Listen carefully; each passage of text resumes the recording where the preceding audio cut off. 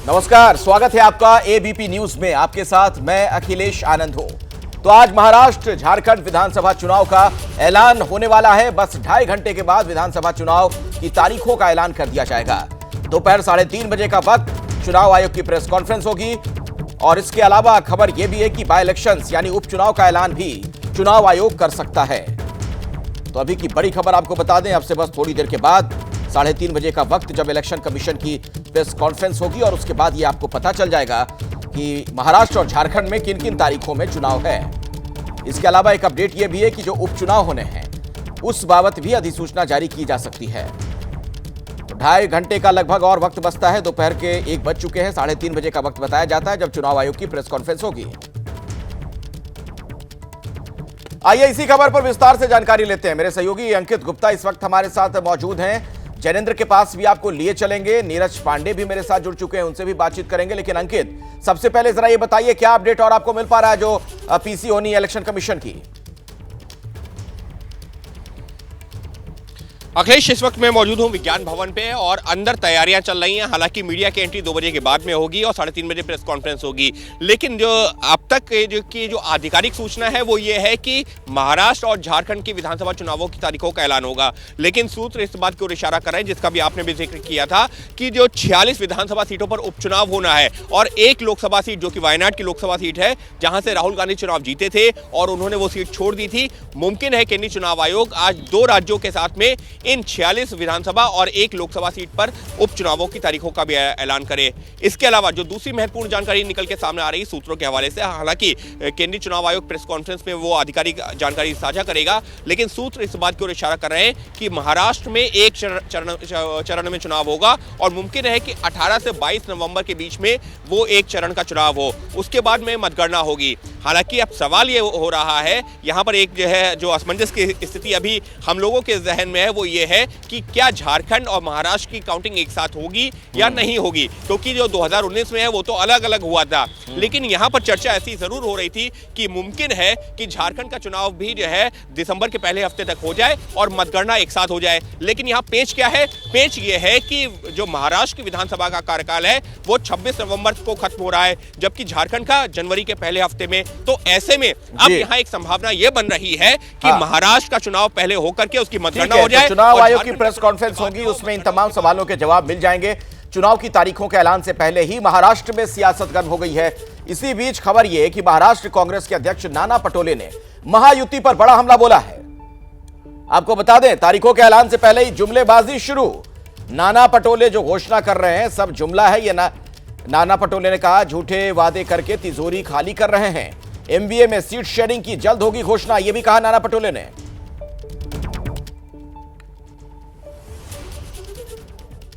का ऐलान होने वाला है क्या?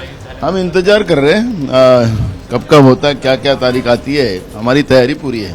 सर, सीट शेयरिंग को लेकर क्या कहेंगे? अब तक आप लोगों का डिसाइड हो जाएगा, महायुति का भी हो जाएगा, हमारा भी होगा। की तैयारी है कि एक ही तारीख में पूरे राज्य के चुनाव हो जाए। तो महाराष्ट्र मोदी जी की कृपा से जितने फेज में हो चुनाव, हम पूरी तैयार हैं। बड़े नेता जो कांग्रेस के हैं वो भी यहाँ पर आकर प्रचार करेंगे, राहुल गांधी। बिल्कुल बिल्कुल सभी। लगातार कैबिनेट की बैठक की गई, नई योजनाएं लॉन्च की गई और आज कई विधायक शपथ भी लेते नजर आएंगे। अरे मुझे देखो, ये जुमलेबाज सरकार है, असंवैधानिक सरकार है। ये सरकार जितनी डरी हुई है, जो कैबिनेट में 100 डिसीजन ले रही है आखिरी के समय में, जो इनको लागू नहीं करना है, पर घोषणाओं की बारिश गिरा रहे हैं। आसमान की भी बारिश गिर रही है और इनकी घोषणाओं की बारिश हो रही है। घोषणाओं आसमान के बारिश से किसानों की फसल खत्म होती जा रही है और इनके घोषणाओं से राज्य की तिजोरी खत्म हो गई है। तो एक मामला ऐसा है, ये जुमलेबाज लोग हैं, जुमलेबाज के ऊपर तुम भी ज्यादा ध्यान मत दो। महाराष्ट्र कांग्रेस तैयार है लेकिन चुनाव कभी भी तारीख? बिल्कुल, हम पूरी तैयारी है। कैमरा पर्सन गजानन के साथ मैं अमृता दुबे, एबीपी न्यूज मुंबई। तो आपने सुना नाना पटोले को और मैं सीधे अब आपको लिए चलता हूं। मेरे साथ जैनेंद्र भी इस वक्त मौजूद है, हमारे सहयोगी। जैनेंद्र, महाराष्ट्र का चुनाव वाकई कई मायनों में दिलचस्प होने जा रहा है। एक धुरी पर बीजेपी, दूसरी तरफ कांग्रेस और दोनों बाकी जो बड़े प्लेयर वहां पर हैं, दो एनसीपी हो, शिवसेना हो, दोनों दो भागों में विभक्त हो चुके हैं। मतलब वहां चुनाव में क्या होगा, कौन किसके साथ जाएगा, क्या होने वाला, बहुत सारी सियासी खिचड़ी पक रही है। इन सब के बीच आपने भी सुना, नाना पटोले कह रहे हैं कि एक तो आसमान से बारिश होती है और दूसरी बारिश जुमले वाली ये लोग कर रहे हैं बीजेपी वाले। बिल्कुल, देखिए महाराष्ट्र को लेकर कांग्रेस का कॉन्फिडेंस हाई थोड़ा इसलिए है क्योंकि लोकसभा चुनाव में कांग्रेस का प्रदर्शन बेहद अच्छा रहा था। कांग्रेस ने 13 सीटें जीती और एक निर्दलीय जो जीते वो भी कांग्रेस के ही बागी थे। स्ट्राइक रेट कांग्रेस का 75% से ज्यादा था। यही वजह है कि कांग्रेस को विधानसभा चुनाव से उम्मीदें हैं, लेकिन हरियाणा का हाल हम देख चुके हैं और यही वजह है कि क्या खास रहने वाला है महाराष्ट्र चुनाव में, कांग्रेस की रणनीति क्या रहेगी। मेरे साथ विवेक तनखा जी हैं, राज्यसभा सांसद कांग्रेस के। हमने हरियाणा का हाल देखा, आप लोग कहते रहे कि लोकसभा में हाफ, विधानसभा में साफ। अब महाराष्ट्र और झारखंड का आज ऐलान होने जा रहा है, क्या रणनीति रहेगी? देखिए, सबसे पहले तो मैं ये आपसे क्लियर करना चाहता हूँ, महाराष्ट्र इज महाराष्ट्र, हरियाणा वो हरियाणा। दो स्टेट्स को आप कभी कंपेयर मत करिए। इश्यूज डिफरेंट होते हैं, कॉम्बिनेशंस डिफरेंट होते हैं, अलायंसेस डिफरेंट होते हैं और इस 2-3 महीने में नए इश्यूज जो आ जाएंगे। जो आज सबसे बड़ा इशू महाराष्ट्र में है लॉ एंड ऑर्डर, जिस तरह से लॉरेंस बिश्नोई की गैंग को जोड़ा जा रहा है, अब वो चीज़ इंटरनेशनल होती जा रही है। कनाडा को भी कहीं ना कहीं लॉरेंस बिश्नोई को लेकर बात कर रही है और तरह तरह की बातें इंडिया में स्टार्ट हो गई हैं और विदेश में चालू हो गई हैं। तो मेरे को लगता है लॉ एंड ऑर्डर एंड ये जो कॉन्ट्रैक्ट किलिंग है, ये एक बहुत बड़ा इशूज देश में in the times to come बनने वाला है। लेकिन बहुत पेचीदा स्थिति है, 3 बड़ी पार्टियां उधर भी गठबंधन में, इधर भी गठबंधन में है। क्या सीट बंटवारा और सब कुछ जो है वो स्मूथली हो जाए? देखिए, प्रॉब्लम दोनों तरफ होंगी क्योंकि there are multiple parties on both sides. तो बार्गेनिंग तो होती है, it is inherent in politics to bargain, but मेरे को उसमें प्रॉब्लम नहीं दिखती है क्योंकि जो हमारे अलायंस पार्टनर्स हैं, हम लोग के बीच में there is a better understanding. And Sharad Pawar ji एक बहुत सीनियर लीडर हैं जो सबको I think like a guiding force. Uddhav ji एक वहाँ के मैस्कॉट हैं और कांग्रेस का एक बहुत बड़ा वोटर बेस है। तो तीनों चीज़ जब मिलके एक साथ चलेंगी तो आई डोंट नो इस जैगरनॉट को कौन रोक पाएगा। और स्पेशली मैं आपको बता रहा हूँ, जो बीजेपी का गठबंधन है with the breakaway NCP and the breakaway Shiv Sena, उसकी क्रेडिबिलिटी महाराष्ट्र में नहीं है। जिस प्रकार से ये गवर्नमेंट बनी थी, जिस प्रकार से ऐसा कहते हैं उस वक्त खरीद फरोख्त हुई थी, अगर ये सब बातें पब्लिक जहन में बैठ चुकी हैं तो don't be surprised if the election results are different. लेकिन विश्वसनीयता का आप सवाल उठा रहे हैं, लेकिन बीजेपी में एक अलग ऊर्जा दिख रही है हरियाणा के नतीजों के बाद और झारखंड और महाराष्ट्र को लेके अब बीजेपी एक किस्म से कह सकते हैं कि एक अलग अग्रेशन दिख रहा है, एक अलग आक्रामकता। नहीं, बीजेपी का एग्रेशन तो ऑलवेज रहेगा क्योंकि वो एक कार्डर बेस्ड पार्टी है और इस प्रकार की एग्रेसिव आउटलुक लेके वो ऑलवेज चलते हैं। बट बीजेपी का एग्रेशन तो लोकसभा के वक्त भी था। 400 पार की बात कर रहे थे, कहाँ हुआ 400 पार? 240 हो गए। कॉन्फिडेंट है आप लोग दोनों राज्यों को लेकर? देखिए, कॉन्फिडेंट इसलिए है कि हमको विंड्स ऑफ चेंज समझ आ रही है, से आत्मविश्वास से लबरेज होता है। एक और खबर मैं दर्शकों तक पहुंचाना चाहता हूं। महाराष्ट्र में चुनाव की तारीखों के मुद्दे पर सियासत बहुत गर्म है। शिवसेना शिंदे गुट के प्रवक्ता हैं संजय निरुपम। उन्होंने दावा किया कि चुनाव में महायुति का चेहरा एकनाथ शिंदे ही होंगे। साथ ही संजय निरुपम ने विपक्ष पर हमला भी बोला। हमारे साथ बात करने के लिए शिवसेना प्रवक्ता व वरिष्ठ नेता संजय निरुपम जी हैं। निरुपम जी, चुनाव तारीखों का ऐलान होगा, एक काफ़ी समय से इंतजार चल रहा था कि कौन सा वो तारीख होगा जब विधानसभा चुनाव का ऐलान होगा। किस तरह से देखते हैं, आपकी तैयारी किस प्रकार की है और तारीखों का ऐलान होगा? आज आचार संहिता की घोषणा का हम स्वागत करते हैं। पूरे लगभग सवा दो ढाई वर्षों से एकनाथ राव शिंदे जी की सरकार यहाँ चल रही है। फडणवीस जी और अजित दादा दोनों उप मुख्यमंत्री, तीनों लोगों ने मिलकर पूरे महाराष्ट्र में लोगों के कल्याण के लिए और महाराष्ट्र के विकास के लिए जबरदस्त काम किया है। तो जो विकास और कल्याण के नाम पर हम वोट मांगने के लिए लोगों के बीच जा रहे हैं, हमारी पूरी तैयारी और मुझे पूरा विश्वास है कि महायुति की सरकार पूरी ताकत के साथ, एकदम दमखम के साथ वापस आ रही है। कितनी सीटें जीतने का दावा कर रहे हैं और चेहरा कौन होगा चुनाव में? चुनाव में निश्चित तौर पर शिंदे साहब चेहरा है, क्योंकि ये फैसला हो चुका है कि एकनाथ राव शिंदे जी के नेतृत्व में, उनके ही नेतृत्व में महायुति का चुनाव होगा और महायुति चुनाव मैदान में उतरेगी। तो मुख्यमंत्री श्री एकनाथ राव शिंदे जी के चेहरे पर, उनके नेतृत्व में एक पूरा चुनाव प्रचार का कार्यक्रम तैयार। तो आपने संजय निरुपम को सुना। नीरज पांडे भी मेरे साथ जुड़े हुए हैं, बीजेपी से जुड़ी हर खबर आप तक पहुंचाते रहते हैं। नीरज, ये संजय निरुपम ने जो एकनाथ शिंदे वाली बात कह दी, क्या इतना आसान होने वाला है?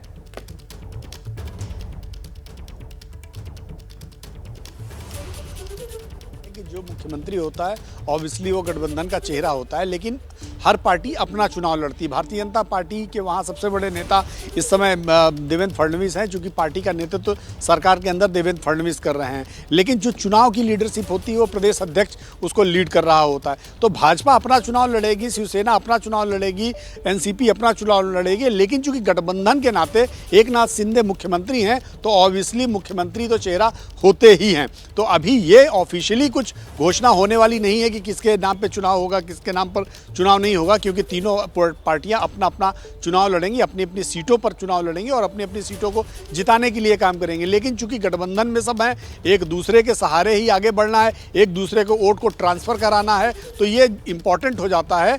अब देखना ये होगा कि एकनाथ शिंदे की ऑफिशियल घोषणा होती है या ऐसे ही एक आम सहमत के तहत एकनाथ शिंदे चूंकि मुख्यमंत्री हैं उसी पर होता चला जा रहा है।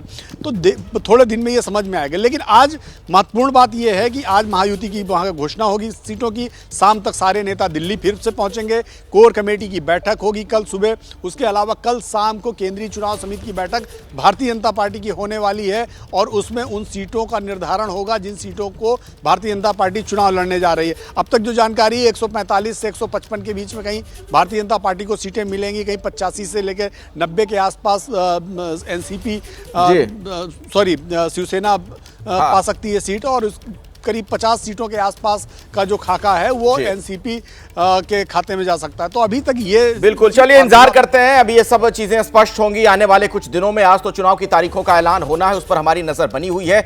इस बड़ी खबर से जुड़ी हर जानकारी दर्शकों तक आगे भी हम पहुंचाते रहेंगे। फिलहाल नीरज, जैनेंद्र और अंकित, आप तीनों का बहुत बहुत शुक्रिया हमारे साथ जुड़ने के लिए। झारखंड और महाराष्ट्र चुनाव की तारीखों के ऐलान से पहले सियासी बयानबाजी तेज है। बीजेपी के नेता मुख्तार अब्बास नकवी ने कहा कि बीजेपी हमेशा चुनाव के लिए तैयार रहती है। चुनाव की तारीखों के ऐलान को लेकर विपक्ष के सवाल उठाने पर भी नकवी ने निशाना साधा है।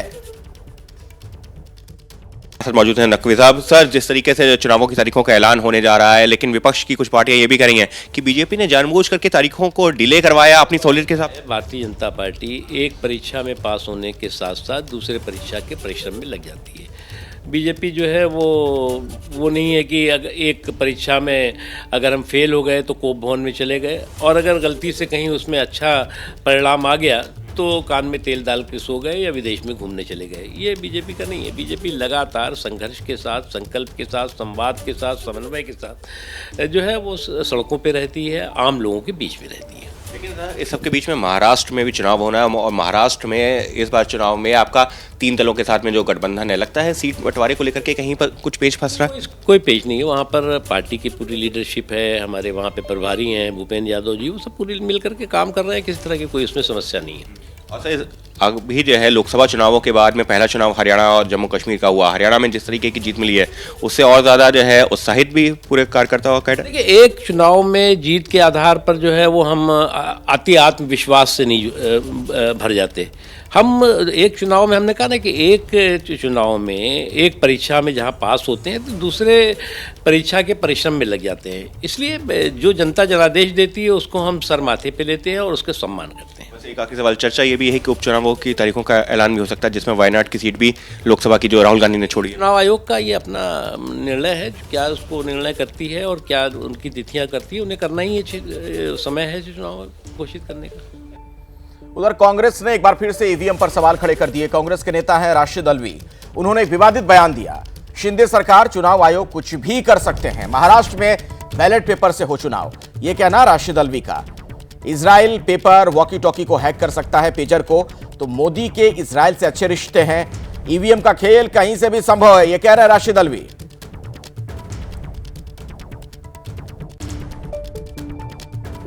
अगर इस्राइल 600 किलोमीटर दूर से घर बैठे बैठे पेजर और वॉकी टॉकी के जरिए लोगों को मार सकता है तो ईवीएम की तो कोई औकात ही नहीं है।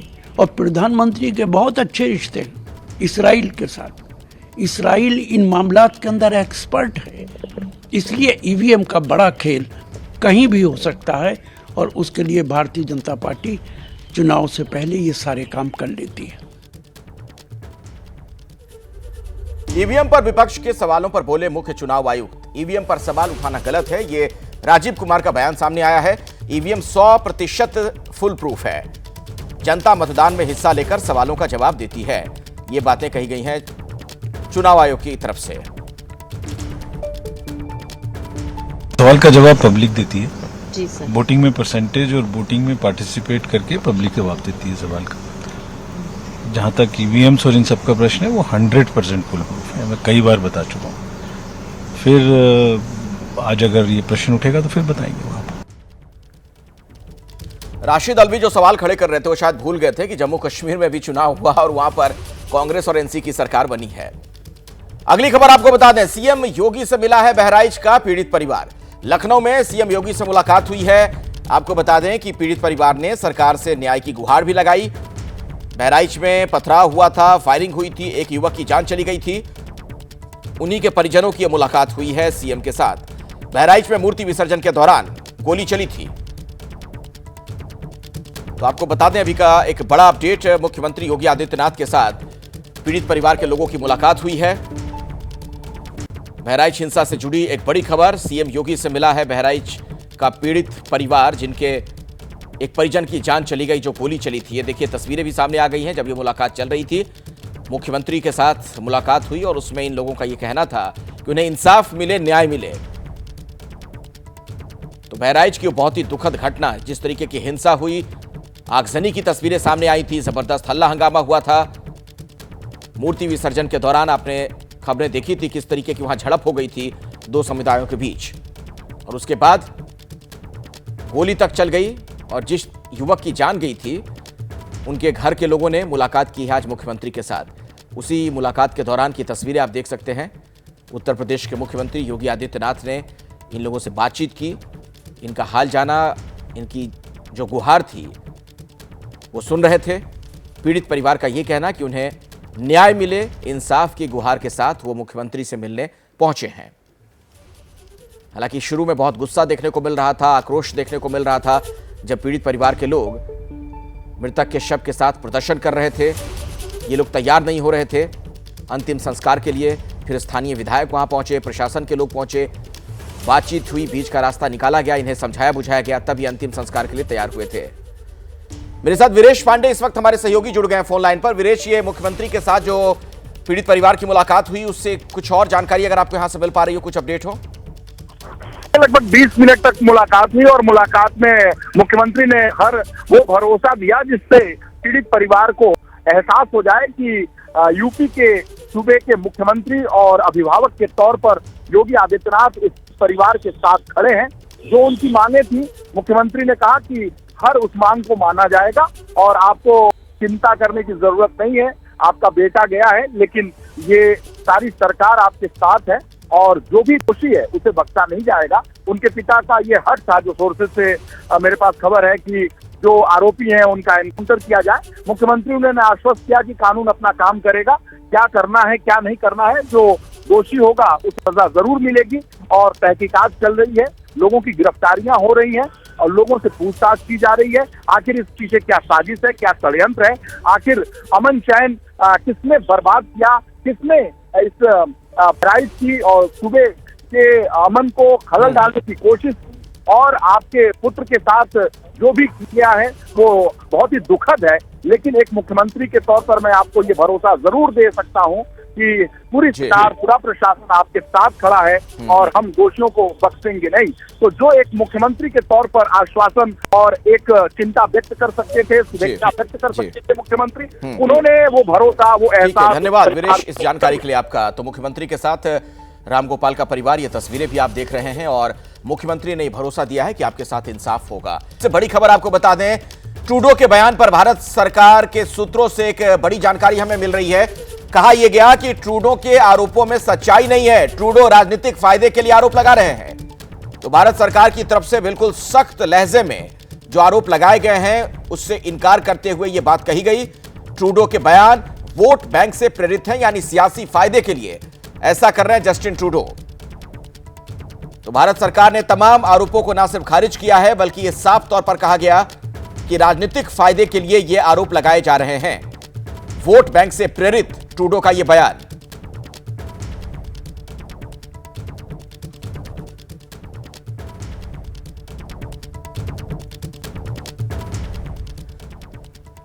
आइए इस खबर में कुछ और जानकारी लेते हैं। मेरे साथ आशीष कुमार सिंह हमारे सहयोगी मौजूद हैं, जगविंदर पटियाल भी आपको नजर आ रहे हैं और दिल्ली से हमारे साथ विशाल भी जुड़ चुके हैं, उनके पास भी चलेंगे। लेकिन सबसे पहले आशीष आपसे ही समझना चाहूंगा, जिस तरीके के आरोप लगाए गए उस पर जो पलटवार किया गया उसका अर्थ क्या निकाला जाए? क्या तनाव बहुत ज्यादा बढ़ चुका है दोनों देशों के रिश्तों में?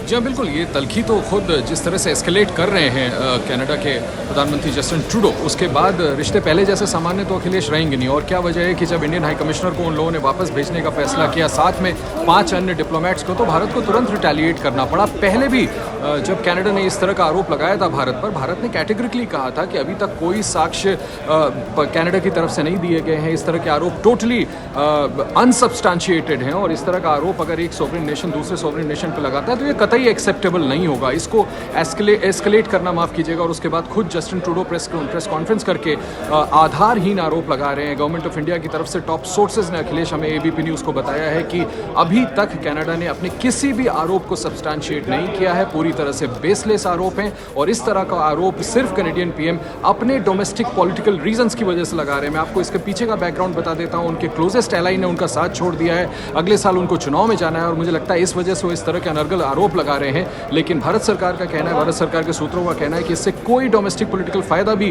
ट्रूडो को नहीं होगा। टू द कॉन्ट्ररी, उनका जो आधार है इंडियन डायस्पोरा में, वो भी आहिस्ता आहिस्ता करके ट्रूडो खोते जा रहे हैं। जी जगविंदर, सवाल यह भी है, जिस तरीके के आरोप लगाए गए हैं इसके पीछे की क्या सियासत आपको ट्रूडो की नजर आती है? वहां पर किस तरीके का फायदा उनको मिल सकता है वोट के मामले में? देखिए, कनाडा के हाउस ऑफ कॉमन में अखिलेश 338 सीटें हैं और ट्रूडो की पार्टी के पास 153 सीटें हैं, जबकि 119 कंजर्वेटिव पार्टी के पास हैं और 33 क्यूबेक ब्लॉक के पास हैं। अब बची जो 25 सीटें हैं वो 25 सीटें एनडीपी यानी नेशनल डेमोक्रेटिक पार्टी की हैं और उसके चीफ कौन है? जगमीत एक सिख हैं। उनके भारत में आने पर प्रतिबंध है क्योंकि उनके अलगाववादी सोच है। लेकिन जस्टिन ट्रूडो को उनका समर्थन मिला हुआ है। जब तक जस्टिन ट्रूडो को उनका समर्थन है तब तक उनकी सरकार चलेगी। अगला साल तभी आएगा ना जब तक वो सपोर्ट देकर रखेंगे। चंद रोज पहले क्या हुआ कि एनडीपी ने अपना सपोर्ट वापस ले लिया और नो कॉन्फिडेंस मोशन में आ गए जस्टिन ट्रूडो। लेकिन जगमीत ने क्या किया कि जब नो कॉन्फिडेंस मोशन में आए तो उनको बाहर से सपोर्ट कर दिया। यानी जगमीत ना तो ट्रूडो के साथ दिखना चाहते हैं, ना उनकी सरकार गिरना देना चाहते हैं। अब इसकी क्या वजह होगी? इसकी वजह एक है, उसमें सियासी फायदा जगमीत और उनकी पार्टी का है। अगर 5 साल तक ट्रूडो की सरकार जगमीत के दम पर चल जाती है, उनके सहयोग से चल जाती है, तो उनको सालाना पेंशन मिलेगी जो कि 60-70 हजार कैनेडियन डॉलर बनती है और वो उनके सभी एमपीज को भी मिलेगी। तो ऐसे में उस फायदे को भी ये खोना नहीं चाहते। दूसरी तरफ सिखों के तमाम अधिकारों को, उनकी मांगों को लेकर सरकार के आगे जो दबदबा जगमीत का बना हुआ है वो भी वो खोना नहीं चाहते। अब ऐसे में ट्रूडो को लगता है कि जगमीत नाराज हुए तो अगला साल नहीं आएगा, उनकी सरकार पहले गिर जाएगी। और जगमीत को ये लगता है कि ट्रूडो को उनकी हर बात माननी पड़ेगी। ऐसे में एक सेटलमेंट कर ली गई है कि जो भी सिखों के मुद्दे होंगे, भले आबादी 2-3% है वहां पर जो पंजाब के लोग गए हैं, लेकिन उनके मुद्दों के दम पर जगमीत को इतनी बड़ी पावर मिली है, वो एनडीपी के चीफ बने और चीफ बनने के बाद सपोर्ट कर रहे हैं सरकार को। सरकार के 5 साल तक उनकी सपोर्ट से कार्यकाल पूरा करने की उम्मीद है। ऐसे में जगमीत जब चाहते हैं आर्म ट्विस्टिंग कर देते हैं और ट्रूडो के पास कोई चारा नहीं है अपनी सरकार बचाने के लिए, लिहाजा उनको वो बहुत माननी पड़ती है। जो ये हरजीत निज्जर केस में सारा नैरेटिव सेट किया गया है, इस नैरेटिव में सबूत भले कम पड़ रहे हैं लेकिन जुबान पूरी चल रही है, इसीलिए वो कुछ महीने बंद हो जाती है, कुछ महीने चलती है और जब पतंग को कहते हैं ना कि उसकी डोर खिंचती है तो ट्रूडो फिर बोलने लगते हैं। तो यही सब कुछ हो रहा है। बिल्कुल बिल्कुल। और देखिए, भारत कनाडा में तल्खी के बीच जस्टिन ट्रूडो ने एक बार फिर से जहर उगलने का काम किया है। कनाडा के प्राइम मिनिस्टर ट्रूडो ने आरोप लगाया कि निज्जर हत्याकांड में भारत के 6 एजेंट्स का हाथ था। जांच में इसके सबूत मिलने का दावा भी ट्रूडो की तरफ से किया गया है। 6 agents of the government of India are persons of interest in criminal activities. And despite repeated requests to the government of India, it has decided not to cooperate. Let me be clear. The evidence brought to light by the RCMP cannot be ignored. It leads to one conclusion. It is necessary to disrupt the criminal activities that continue to pose a threat to public safety in Canada. विशाल भी मेरे साथ जुड़े हुए हैं। विशाल, जिस तरीके की कार्रवाई भारत की तरफ से भी की गई, क्या यह माना जाए एक संकेत की भाषा में, कूटनीति की भाषा में यह बताने का प्रयास है कि आप अब हमें कमजोर भारत मत समझिए, अगर आप अनर्गल आरोप लगाएंगे, छवि खराब करने की कोशिश करेंगे तो उसका करारा जवाब दिया जाएगा? बिल्कुल अखिलेश, और भारत करारा जवाब लगातार कनाडा को दे भी रहा है, क्योंकि आप देखिए 18 जून 2023 की यह घटना है जब अज्ञात लोगों ने निज्जर की हत्या की, और जो कनाडा के प्रधानमंत्री हैं जस्टिन ट्रूडो, वो भारत पर बेबुनियाद आरोप लगाते हैं। और अब तक सूत्रों से हमें जानकारी मिल रही है कोई भी आरोप के पक्ष में सबूत कनाडा पेश नहीं कर पाया। भारत ने लगातार सबूत मांगे हैं, हालांकि कनाडा की तरफ से झूठ बोला गया। कनाडा के प्रधानमंत्री ने कल एक बार फिर से झूठ बोला कि भारत के 6 एजेंट, जो पर्सन ऑफ इंटरेस्ट जिन्हें कनाडा में देखा गया है, मतलब जो निज्जर हत्याकांड की जांच चल रही है उसमें संदेह के घेरे में भारत के 6 एजेंट्स को वो देख रहे हैं। हालांकि इसके संदर्भ में कोई सबूत अब तक कनाडा ने भारत को नहीं दिया है। तो इससे यह साफ होता है कि जस्टिन ट्रूडो अपने वोट बैंक की पॉलिटिक्स को देख रहे हैं, सिख वोट बैंक को कनाडा में बड़े स्तर पर देख रहे हैं कि आने वाले चुनाव में उनको इसका समर्थन मिल सकता है। तो कुल मिलाकर कहा जा सकता है कि अपने राजनीतिक करियर को बचाने के लिए, अपने राजनीतिक एजेंडे को आगे बढ़ाने के लिए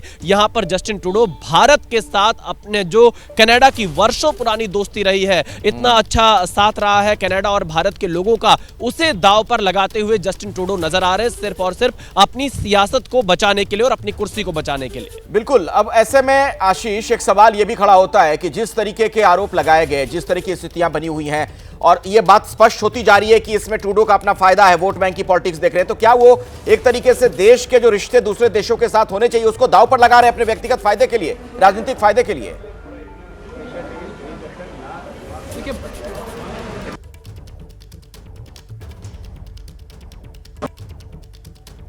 शायद फायदा हो ही नहीं रहा। हाँ जी आशीष, आपकी आवाज साफ नहीं आ पा रही। जगविंदर, यही सवाल आपसे है मेरा। मैं कहता हूं कि जो कुछ वो आरोप लगा रहे हैं वो सारी चीजें अपने ट्रायल कोर्ट में रख दें। वहां पर 4 आरोपियों को गिरफ्तार किया गया है, 3 उसमें से शूटर बताए जाते हैं, पंजाब के रहने वाले स्टूडेंट वीजा पे गए हुए लड़के हैं। भाई उनको किसने फैसिलिटेट किया, क्या मनी ट्रेल था, कौन सी चीजें उपलब्ध करवाएगी, कौन वो एजेंट थे, क्या ये बातें उन्होंने जांच एजेंसी को नहीं बताई होंगी, पुलिस को नहीं बताई होंगी? तो ये सब चीजें जो वो कैमरा पर आकर आरोप लगाते हैं वो सारे दस्तावेज रखते हैं, वो इंटेरोगेशन रिपोर्ट्स रख दें, और वहां की अदालत में जो भी चार्जशीट फाइल की है, भारत के जिन जिन लोगों के नाम इन सभी आरोपियों ने बताए हैं वो सामने रख दें, अपने आप बात खुल जाएगी। भारत को भी मत दीजिए, आप अपने ट्रायल कोर्ट में उनको प्रोसिक्यूट कीजिए कि इन लोगों ने ऐसा काम किया है, इनके खिलाफ ये कार्रवाई होनी चाहिए। और जो वहां का ट्रायल कोर्ट है, जब भाई आप कोई भी आदमी अमेरिका से कोई भी अदालत की चिट्ठी भारत में भिजवा देता है, तो आप वहां पर अपने कनाडा की अदालत की चिट्ठी यहां भेजिए कि ये लोगों के खिलाफ सबूत पाए गए हैं, हमारी जांच एजेंसी के पास ये दस्तावेज है, वो दस्तावेज आप जो विश्व पटल पर सार्वजनिक कर दीजिए। आप दस्तावेज तो कोई सार्वजनिक नहीं कर रहे, इंटेरोगेशन रिपोर्ट सार्वजनिक नहीं कर रहे, मनी ट्रेल क्या था वो सार्वजनिक हो गया, हथियार कहां से आए ये सार्वजनिक नहीं हुआ। और अगर एजेंट्स इन्वॉल्व थे तो क्या कोई उन्होंने शूटर्स का एस्केप प्लान नहीं बनाया था? बिल्कुल, वही तो, सिर्फ हवाई आरोप लगाए जा रहे हैं। बहुत ही दुर्भाग्यपूर्ण है। बहुत बहुत शुक्रिया जगविंदर आपका, और हमारे साथ विशाल भी जुड़े हुए थे। आप दोनों का शुक्रिया जानकारी दर्शकों तक पहुंचाने के लिए। अभी एक बड़ी खबर आ रही है, बाबा सिद्दीकी हत्याकांड का यूपी कनेक्शन सामने आया है। यूपी के बहराइच से 2 लोग हिरासत में लिए गए। हरीश नाम का व्यक्ति हिरासत में लिया गया है। आपको बता दें कि पुणे में हरीश की दुकान पर काम करते थे धर्मराज और शिव कुमार। हत्याकांड से पहले हरीश ने आरोपियों को दिया था मोबाइल फोन। तो हरीश को हत्याकांड की जानकारी पहले से ही थी, यह भी पता चल रहा है। विस्तार से आप तक जानकारी पहुंचाएंगे मेरे सहयोगी मृत्युंजय इस वक्त हमारे साथ मौजूद हैं। मृत्युंजय जी बिल्कुल, देखिए बाबा सिद्दीकी हत्याकांड की जांच कर रही मुंबई क्राइम ब्रांच की एक टीम बहराइच गई हुई थी, उत्तर प्रदेश गई हुई थी, वहां पर जांच कर रही थी, और वहां पर बहराइच से 2 लोगों को हिरासत में लिया गया है, उनसे पूछताछ की जा रही है। जिन 2 लोगों को हिरासत में लेकर पूछताछ किया जा रहा है उसमें से एक का नाम हरीश है। हरीश का पुणे में स्क्रैप का कारोबार है, और इसी स्क्रैप के कारोबार में धर्मराज और शिव कुमार, जो शिव प्रसाद गौतम जिसका नाम बताया जा रहा है, ये दोनों काम करते थे, जो कि बाबा सिद्दीकी के हत्याकांड में दोनों शूटर्स हैं। धर्मराज कश्यप तो पकड़ा गया, लेकिन शिव प्रसाद गौतम फरार हो गया था। और ये जो हरीश है, इस हरीश ने इस हत्याकांड के कुछ दिनों पहले ही दोनों को नया मोबाइल फोन दिया था, नए मोबाइल कनेक्शन के साथ। इसका मतलब कनेक्शन एस्टैब्लिश हो रहा है, इसका अंदाजा इसी से लगाया जा सकता है। बहुत बहुत शुक्रिया मृत्युंजय इस पूरी जानकारी के लिए आपका।